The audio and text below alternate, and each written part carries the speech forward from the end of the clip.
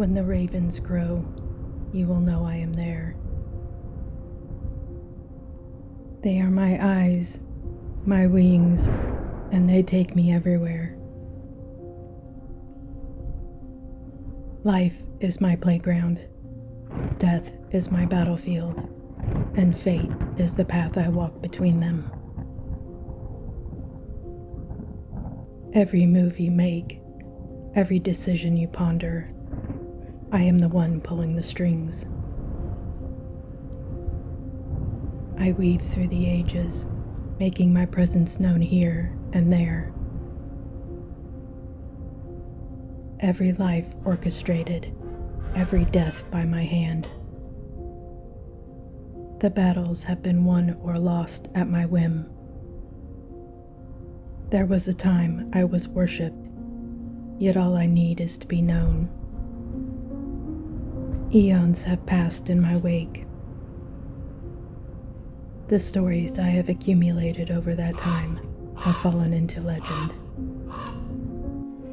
The time has come for those stories to be retold.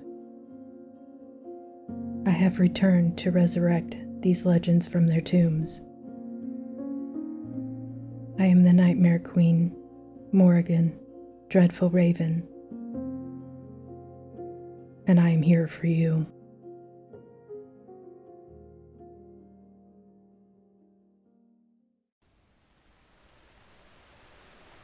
One hot afternoon in August, a gorgeous young gentleman, one would say the last of his race in London, set out from the circus end and proceeded to stroll along the lonely expanse of Piccadilly Deserta. True to the traditions of his race, faithful even in the wilderness, he had not bated one jot or tittle of the regulation equipage. A glorious red and yellow blossom in his woolly and exquisitely cut frock coat proclaimed him a true son of the carnation. Hat and boots and chin were all polished to the highest pitch, though there had not been rain. For many weeks his trouser ends were duly turned up, and the poise of the gold-headed cane was in itself a liberal education. But the heavy changes since June, when the leaves glanced green in the sunlit air, and the club windows were filled, and the hansoms flashed in long processions through the streets, and the girls smiled from every carriage. The young man sighed. He thought of the quiet little evenings at the Phoenix, of encounters of the Row, of the drive to Hurlingham, and many pleasant dinners in joyous company. Then he glanced up and saw a bus, half empty, slowly lumbering along the middle of the street, and in front of the White Horse Cellars, a four-wheeler had stopped still. The driver was asleep in his seat, and in the badminton the blinds were down. He half expected to see the Briar Rose trailing gracefully over the Hotel Cosmopole. Certainly the beauty, if such a thing were left in Piccadilly, was fast asleep. Absorbed in these mournful reflections, the hapless Johnny strolled on, without observing that an exact duplicate of himself was advancing on the same pavement from the opposite direction, save that the inevitable carnation was salmon color, and the cane a silver-headed one. Instruments of great magnifying power would have been required to discriminate between them. The two met. Each raised his eyes simultaneously at the strange sight of a well-dressed man, and each adjured the same old-world deity. "By Jove, old man, what the deuce are you doing here?"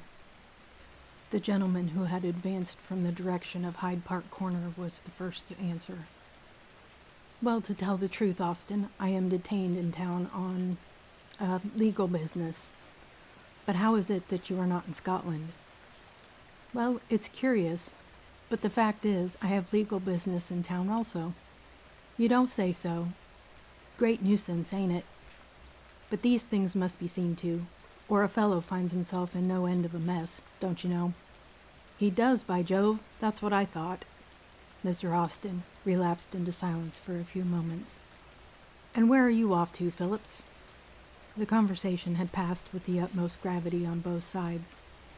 At the joint mention of legal business, it was true, a slight twinkle had passed across their eyes, but the ordinary observer would have said that the weight of ages rested on those unruffled brows.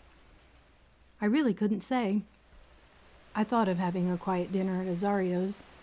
The badminton is closed, for repairs or something. And I can't stand the Junior Wilton. Come along with me. Let's dine together. By Jove, I think I will. I thought of calling on my solicitor, but I dare say he can wait. I should think he could. We'll have some of that Italian wine, stuff in salad oil flasks. You know what I mean. The pair solemnly wheeled around and solemnly paced towards the circus, meditating, doubtless, on many things. The dinner in the little restaurant pleased them with a grave pleasure, as did the Chianti, of which they drank a good deal too much. Quite a light wine, said Phillips, and Austin agreed with him. So they emptied a quart flask between them, and finished up with a couple of glasses apiece of the green chartreuse. As they came out into the quiet street, smoking vast cigars, the two slaves to duty and legal business felt a dreamy delight in all things. The street seemed full of fantasy in the dim light of the lamps, and a single star shining in the clear sky above seemed to Austin exactly the same color of the green chartreuse. Phillips agreed with him. Old fellow, he said, there are times when a fellow feels all sorts of strange things. The sort of things they put in magazines, don't you know, and novels. By Jove, Austin, old man, I feel as though I could write a novel myself. The pair wandered aimlessly on, not quite knowing where they were going, turning from one street to another, and discoursing in a maudlin strain. A great cloud had been slowly moving up from the south, darkening the sky, and suddenly it began to rain. At first slowly with great heavy drops, and then faster and faster into a pitiless, hissing shower. The gutters flooded over, and the furious drops danced up from the stones. The two Johnnies walked on as fast as they could, whistling and calling handsome in vain. They were really getting very wet. Where the dickens are we? Said Phillips. Confound it all, I don't know. We ought to be in Oxford Street. They walked on a little farther, when suddenly, to their great joy, they found a dry archway, leading into a dark passage or courtyard. They took shelter silently, too thankful and too wet to say anything. Austin looked at his hat. It was a wreck, and Phillips shook himself feebly, like a tired terrier. What a beastly nuisance this is, he muttered. I only wish I could see a hansom. Austin looked into the street, and the rain was still falling in torrents. He looked up the passage, and noticed for the first time that it led to a great house, which towered grimly against the sky. It seemed all dark and gloomy, except that from some chink in a shutter a light shone out. He pointed it out to Phillips, who stared vacantly about him, then exclaimed, Hang it, I know where we are now. At least, I don't exactly know, but once I came by here with Williams, and he told me there was some club or something down the passage. I don't recollect exactly what he said. Hello, why there goes Williams. I say, Williams, tell us where we are.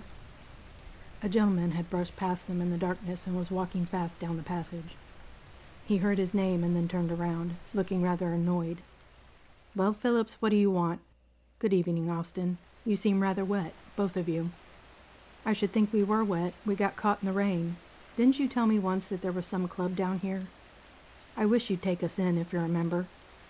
Mr. Williams looked steadfastly at the two forlorn young men for a moment, hesitated, and said, Well, gentlemen, you may come with me if you like, but I must impose a condition, that you both give me your word of honor never to mention the club, or anything that you see while you are in it, to any individual whatsoever.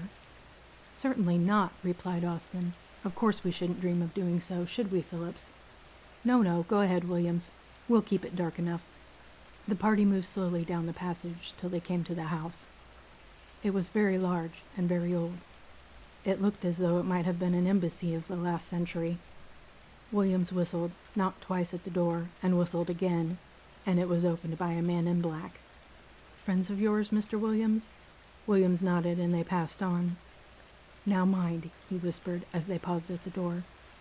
You are not to recognize anybody, and nobody will recognize you." The two friends nodded, and the door was open, and they entered a vast room, brilliantly lighted with electric lamps.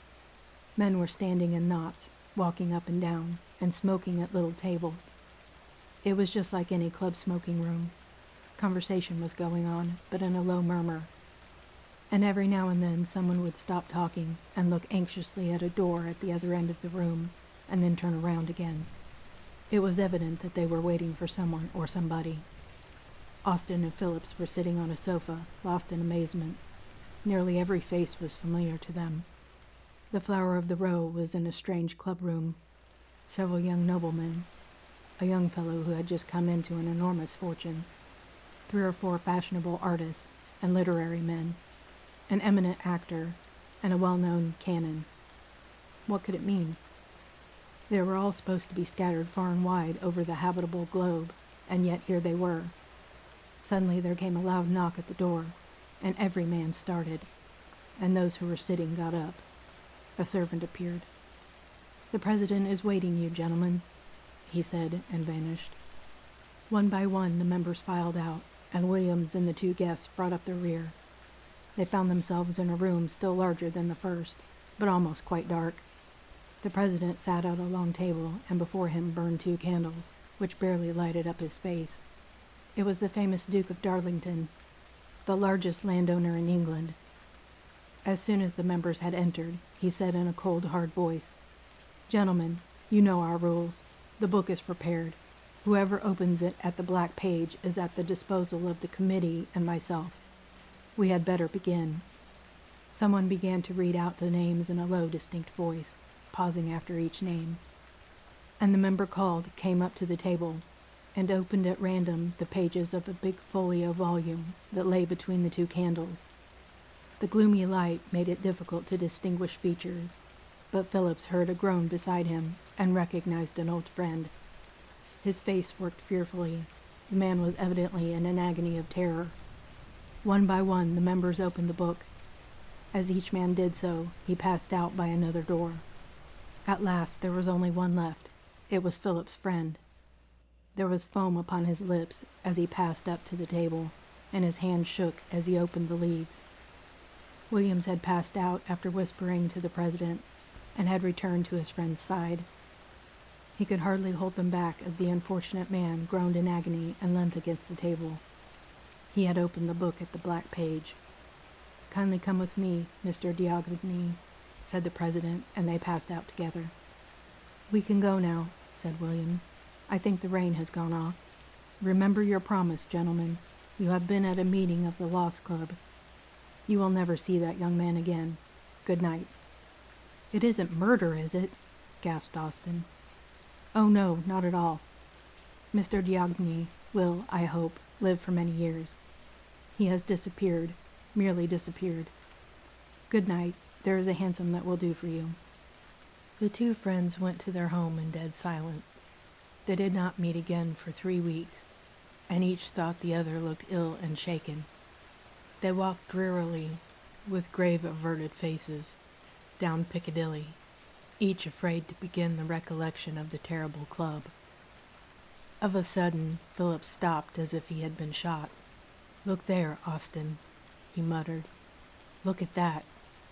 The posters of the evening papers were spread out beside the pavement, and on one of them Austin saw in large blue letters, "Mysterious disappearance of a gentleman."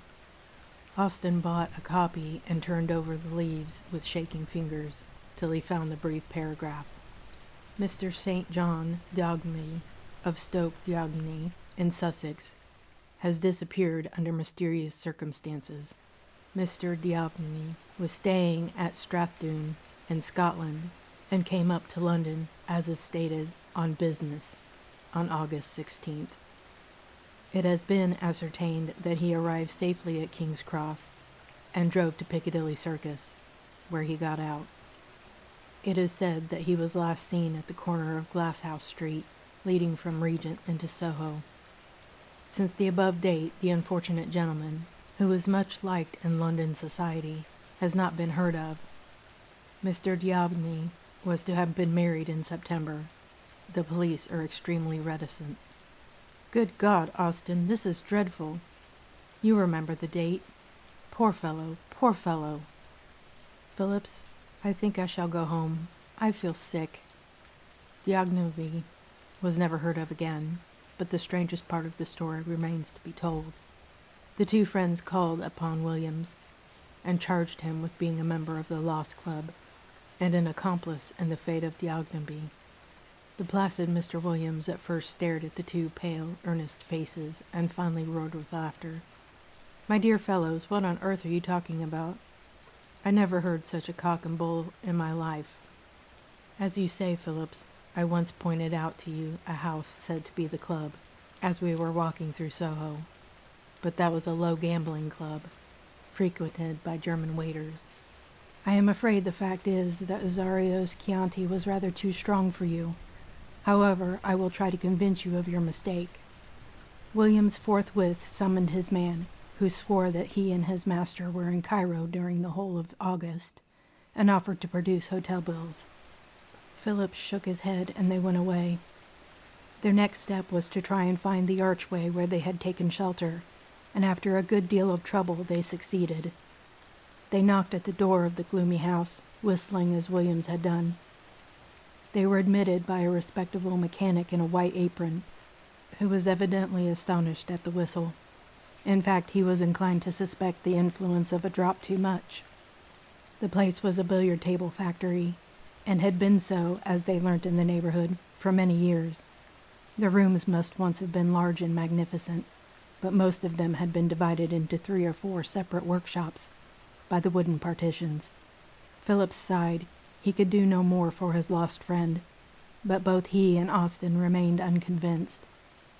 In justice to Mr. Williams, it must be stated that Lord Henry Harcourt assured Phillips that he had seen Williams in Cairo about the middle of August, he thought, but he could not be sure, on the 16th, and also that the recent disappearances of some well-known men about town are patient of explanations which would exclude the agency of the Lost Club.